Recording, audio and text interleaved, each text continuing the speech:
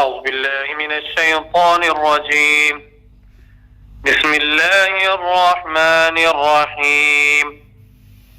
إنما المؤمنون إخوة فأصلحوا بين أخويكم واتقوا الله لعلكم ترحمون.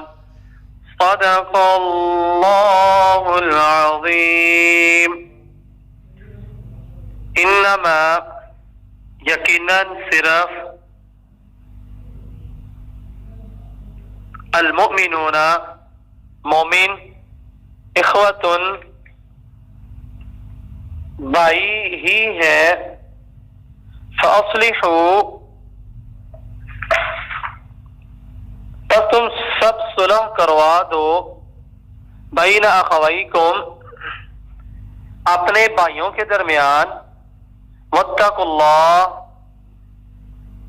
اور تم سب ڈرو اللہ اللہ سے. لعلکم تاکہ تم پر ترحمون رحم کیا جائے یا تم رحم کیے جاؤ. یہ تھی آج کی آیت جس کے اندر اللہ تبارک و تعالی نے یہ فرمایا کہ مومن جو ہے وہ آپس میں بھائی بھائی ہیں. اخوت کسے کہتے ہیں؟ اخوت کا مطلب کیا ہے؟ اللہ تبارک و تعالیٰ کا ارشاد انما المؤمنون اخوہ، بے شک مومن تو آپس میں بھائی بھائی ہیں، یعنی تمام مومن آپس میں دینی بھائی ہیں. جیسا کہ رسول اللہ صلی اللہ علیہ وسلم نے فرمایا المسلم اخو المسلم لا یظلمہ ولا یسلمہ. مسلمان کا بھائی ہے، وہ نہ خود اس پر ظلم کرے اور نہ ظلم کے لیے اسے کسی کے سپرد کرے. اور ایک اور صحیح حدیث میں ہے کہ رسول اللہ صلی اللہ علیہ وسلم نے فرمایا واللہ فی عون العبد ما کان العبد فی عون اخیہ. اللہ تبارک و تعالی اس وقت تک اپنے بندے کی مدد میں ہوتا ہے جب بندہ اپنے بھائی کی مدد میں ہوتا ہے. کیا مراد ہے اس حدیث سے؟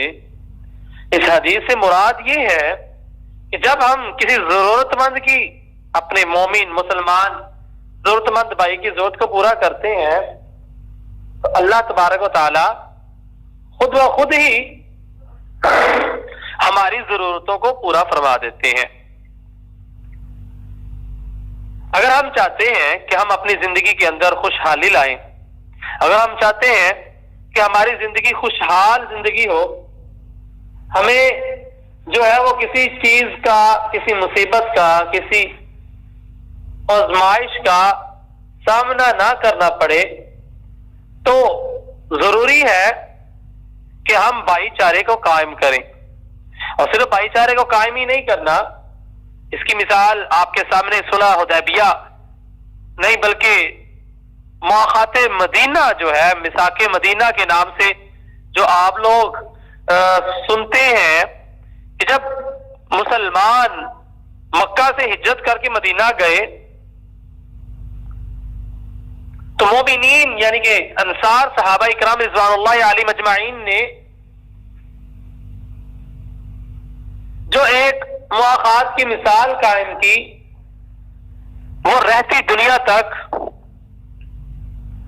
باقی دنیا تک اس کو یاد کیا جائے گا اور اسے سبق حاصل کیا جاتا ہے. وہ کیا تھا کہ اگر کسی کے پاس 2 گھر تھے تو اس نے ایک گھر اپنے بھائی کو دے دیا، اور اگر کسی کے پاس 2 باغ تھے تو اس نے ایک باغ اپنے بھائی کو دے دیا، اور حتیٰ کہ اگر کسی کے پاس 2 بیویاں تھیں تو اس نے کہا کہ میں ایک کو طلاق دے دیتا ہوں اور تم اس سے عدت جو ہے ایام پورے ہونے کے بعد شادی کر لینا.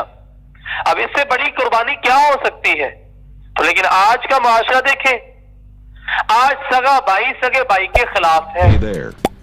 کہیں پراپرٹی کے جھگڑے تو کہیں مال کا جھگڑا ہے، کہیں شادی بیاہ کے جھگڑے،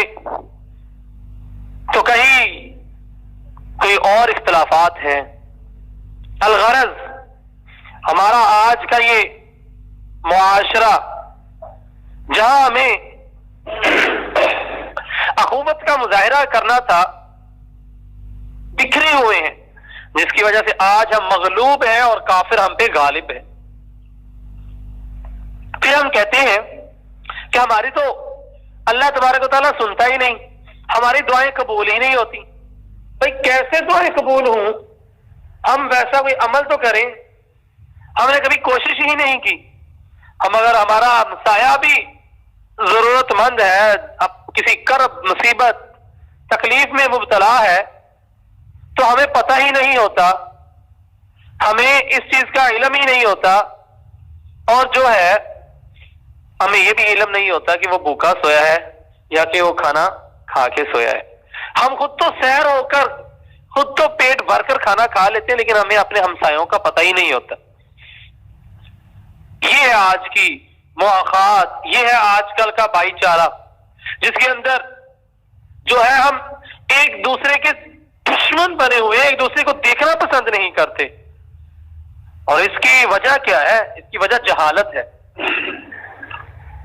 اس کی وجہ دین سے دوری ہے. اتنی بڑی بڑی ڈگریاں لینے کے باوجود ہم لوگ دین کو نہیں سمجھتے، اول ترجیح دین کو نہیں دیتے، جس کی وجہ سے آج ہم مغلوب ہیں اور غیر مسلم غیر قوتیں ہم پر غالب ہیں. ہم دین کو پس پش ڈالے ہوئے ہیں. اول ترجیح ہمارا روپیہ پیسہ ہے، اول ترجیح جو ہے وہ دنیا داری ہے، اور دین بعد کی بات.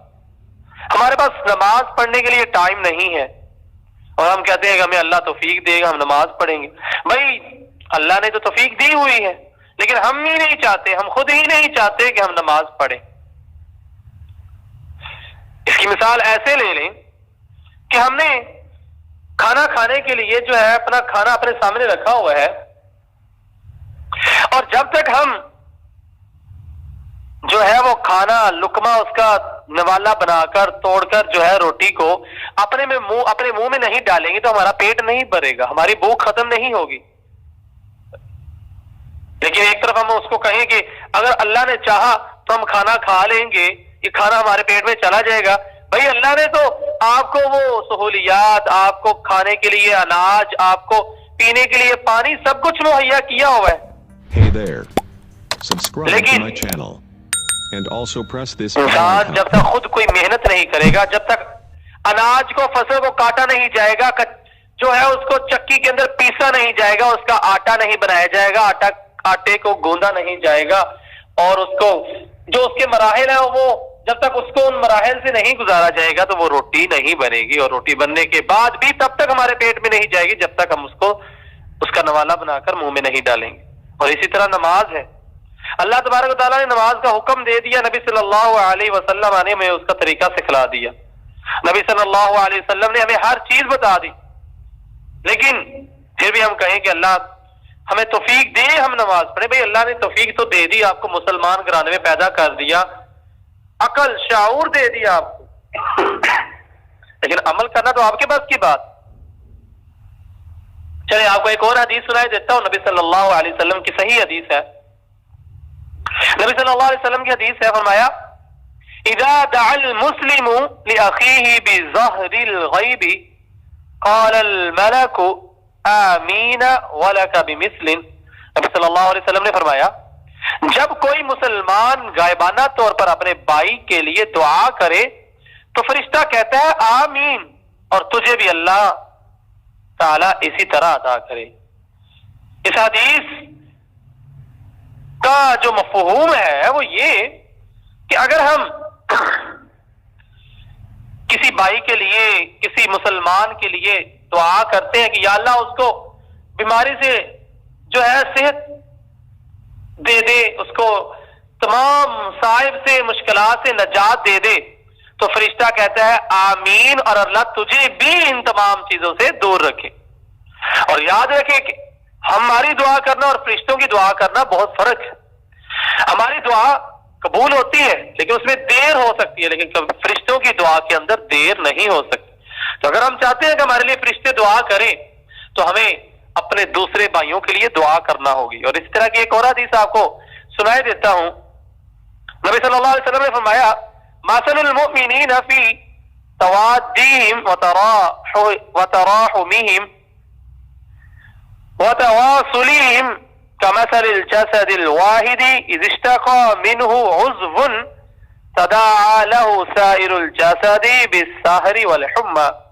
نبی صلی اللہ علیہ وسلم نے فرمایا باہمی محبت، رحم دلی اور میل جول کے اعتبار سے مومنوں کی مثال ایک جسم کی طرح ہے کہ جب اس کے کسی ایک عضو حصے کو تکلیف ہو تو سارا جسم بیدار ہو جاتا ہے، سارا جسم اس تکلیف کے اندر مبتلا ہو جاتا ہے اور بخار کی وجہ سے بے قرار بے چین ہو جاتا ہے. یعنی کہ ہمارے اگر کسی ایک انگلی کے اندر، انگلی کے ایک پورے کے اندر اگر ہمیں تکلیف ہے تو اس تکلیف کو ہمارا پورا جسم جو ہے وہ محسوس کرتا ہے، پورا جسم جو ہے اس کرب کے اندر مبتلا ہوتا ہے. اور اسی طرح کی ایک اور حدیث آپ کو سنائی دیتا ہوں. نبی صلی اللہ علیہ وسلم نے فرمایا المؤمن للمؤمن کالبنیان یشد بعضہ بعضا. مومن کے لیے دیوار کی مانند ہے، اس کا بعض حصہ بعض کے لیے مضبوطی کا باعث بنتا ہے. یعنی کہ نبی صلی اللہ علیہ وسلم نے یہ بات سمجھانے کے لیے اپنی انگلیوں کو ایک دوسرے میں داخل کر کے دکھایا. یعنی کہ دونوں ہاتھوں کی انگلیوں کو ایک دوسرے کے ساتھ ملا کر ایک دوسری انگلیوں میں جو ہے داخل کر کے دکھایا کہ جس طرح یہ انگلیاں دوسرے ہاتھ کی انگلیوں کو سہارا سپورٹ دے رہی ہیں، اسی طرح ایک مومن جو ہے وہ دوسرے مومن کا سہارا ہے، دیوار کی مانند ہے. اور اسی طرح اللہ تبارک و تعالیٰ نے پھر فرمایا فَأَصْلِحُوا بَيْنَ أَخَوَيْكُمْ، تم اپنے دو بھائیوں میں صلح کرا دیا کرو، یعنی لڑنے والی دو جماعتوں میں صلح کرا دیا کرو.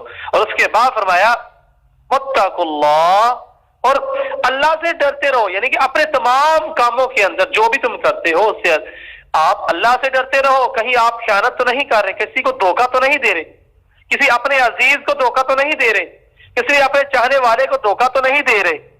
لعلکم ترحمون، شاید تم پر رحم کیا جائے، یعنی اللہ کی رحمت کا نزول ہو. اور جو اللہ تعالیٰ سے ڈرے تو اسے یقینی طور پر اللہ تعالیٰ کی رحمت حاصل ہوتی ہے. تو عزیز طلباء کرام، آج کا یہ سبق جس کے اندر آپ کو 3 4 5 احادیث میں نے سنائی اور قرآنی آیت کا ترجمہ سنایا، کیا ثابت ہوتا ہے کہ ہمیں اپنے مسلمان بھائیوں کے ساتھ اچھے تعلقات استوار کرنے چاہیے، ایک دوسرے کے ساتھ صلح و اتفاق سے، صلح و صفائی سے رہنا چاہیے. اگر دو لوگ لڑ پڑے تو ان کے درمیان بجائے کہ پھوٹ ڈالنے کے ان کے درمیان اور لڑائی جھگڑا بڑھانے کے ہمیں ان کے درمیان صلح کروانی چاہیے. ہمیں اللہ سے ڈرتے ہوئے صلح کروانی چاہیے تاکہ وہ دو بھائی، دو قوم، دو خاندان، دو فیملیاں جو ہے وہ آپس میں جو ہے وہ اپنے معاملات کو درست کر لیں اور اللہ تعالیٰ کی جنت کے رحمت کے مستحق ہو جائے. لعلکم ترحمون، شاید کہ تم پر رحم کیا جائے. اور ہم چاہتے ہیں کہ ہم پر رحم ہو تو ہمیں معاشرے میں رہتے ہوئے، اپنی زندگی گزارتے ہوئے جو ہمارے ایک دوسرے کے ساتھ تعلقات ہیں ان کے اندر صلح و اتفاق، اس کے اندر جو ہماری ناچیدگیاں ہیں، اس کے اندر جو ہماری پیچیدگیاں ہیں، جو اس کے اندر ہمارے جو ہے اختلافات ہیں، تنازعات ہیں، لڑائی جھگڑے ہیں، ہمیں ان کو بلانا ہوگا، ہمیں ان کو ختم کرنا ہوگا. پھر جا کے ہم جو ہے لعلکم ترحمون کے مستحق ہوں گے، اللہ کے رحمت کے مستحق ہوں گے. عزیز طلباء کرام، آج کا یہ سبق بہت اہم سبق تھا. اگر ہم ان کو اپنی زندگیوں پہ لاگو کر لیں، اللہ کی قسم ہماری دنیا بھی سنور جائے اور آخرت بھی سنور جائے. اور اگر ہم چاہتے ہیں ہمارے لیے فرشتے دعا کریں، اور اگر ہم چاہتے ہیں ہمارے لیے جو ہے فرشتے دعا کریں اور ہماری دعائیں قبول ہو تو اللہ کی قسم دوسروں کے لیے دعائیں کریں، رو رو کر گڑ گڑا کر دوسروں کے لیے دعائیں کریں، اپنے مسلمان بھائیوں کے لیے دعائیں کریں، مظلوم کشمیریوں کے لیے، فلسطینیوں کے لیے، چچنیا والوں کے لیے، برما والوں کے لیے، اور جہاں جہاں مسلمانوں پہ ظلم ہو رہا ہے اللہ کی قسم رو رو کر دعائیں کریں.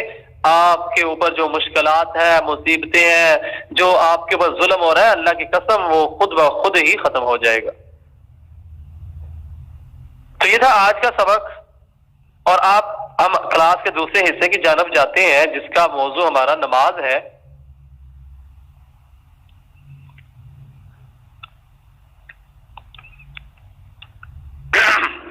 کل ہم نے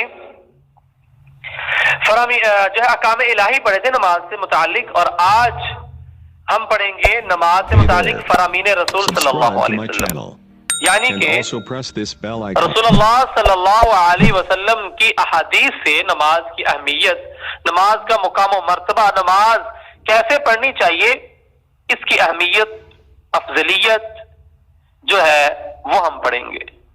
تو دیکھیں، سب سے نمبر 1 پہ جو حدیث آپ کے سامنے ہے، میں اس کا پہلے ترجمہ کیے دیتا ہوں، پھر آپ کو سمجھاتا ہوں۔ نبی صلی اللہ علیہ وسلم نے فرمایا، ان بے شک اولو سب سے پہلی چیز، ماں جس چیز کا یحاسب حساب لیا جائے گا، بہ العبد بندے سے، یوم القیامتی قیامت کے دن، من عملہ اس کے اعمال میں سے، انسان کے نامہ اعمال میں سے سب سے پہلے عبادات میں سے جس چیز کا سوال کیا جائے گا، صلاتہ وہ اس کی کیا ہے؟ نماز ہے۔ فإن پس اگر صلحت وہ درست ہوئی، کون؟ نماز، فقد افلح تو یقیناً کامیاب ہوگا، وانجح اور کامران ہوگا، وإن فسدت اور اگر نماز خراب ہوئی، درست نہ ہوئی، فقد تو تحقیق یقیناً خوابا وہ خائب نقصان اٹھانے والا ہوگا، وہ خاسرہ اور خسارہ پانے والا ہوگا۔ عزیز صحابہ کرام، یہ جو ہم نے پہلی حدیث پڑھی، اللہ کی قسم بہت معنی خیز، اپنے اندر بہت معنی لیے ہوئے ہے کہ قیامت والے دن، کل قیامت کے دن جب جو ہے وہ اللہ تبارک و تعالیٰ کا دربار سجا ہوگا، یہاں تک کہ ماں بیٹے کی نہیں بنے گی، بہن بھائی کی نہیں بنے گی، بیوی اپنے شوہر کی نہیں بنے گی، سبھی کو رب نفسی کا عالم ہوگا۔ اس وقت جب اللہ تبارک و تعالیٰ بندے سے حساب کتاب لے رہے ہوں گے، اور اللہ تبارک و تعالیٰ نے ہم سے یہ سوال کر لیا، میرے بندے میں نے تجھے جوانی دی تھی، تجھے وقت دیا تھا، تو نے کہاں گزارا، کتنی میری عبادت کی؟ اور اگر ہم سب سے پہلے جس چیز کا سوال ہونا ہے عبادات میں سے نماز کا، اللہ تبارک و تعالیٰ نے پوچھ لیا کہ نماز کیسے پڑھی تھی، ٹائم پہ پڑھی تھی کہ نہیں پڑھی تھی، اور اگر ہم نے پڑھی ہوئی تو فبیہا ہمارا نامہ عمل ہمارے دائیں ہاتھ میں مل جائے گا، اور اگر اللہ کی قسم اگر ہم نے نہ پڑھی ہوئی نماز، ہم ٹائم پہ نماز نہ، ٹائم پہ ایک نماز نہ پڑھنا الگ بات ہے، سرے سے نماز ہی نہ پڑھنا، Subscribe to اس my کا کیا channel حال ہوگا؟ وَإِن and also press فَسَدَتْ this bell فَقَدْ icon. خَابَ وَخَسِرَ اور وہ اگر اس کی نماز ٹھیک نہ ہوئی، اللہ کی قسم وہ یقیناً خائب و خاسر ہوگا، خسارہ پانے والا ہوگا، نقصان اٹھانے والا ہوگا۔ تو میرے عزیز طلباء کرام، آج سے عہد کر لیں، پختہ وعدہ کر لیں گے، جو مرضی ہو جائے، بیمار ہو، سر درد ہو، پیٹ درد ہو، جو بھی ہو، نماز نہیں چھوڑیں گے۔ اللہ کی قسم، اللہ تبارک و تعالیٰ نے جنگ کی حالت میں بھی نماز معاف نہیں کی، تو پھر ہم جو ہے صحت تندرستی کے ساتھ نماز کیسے چھوڑ سکتے ہیں؟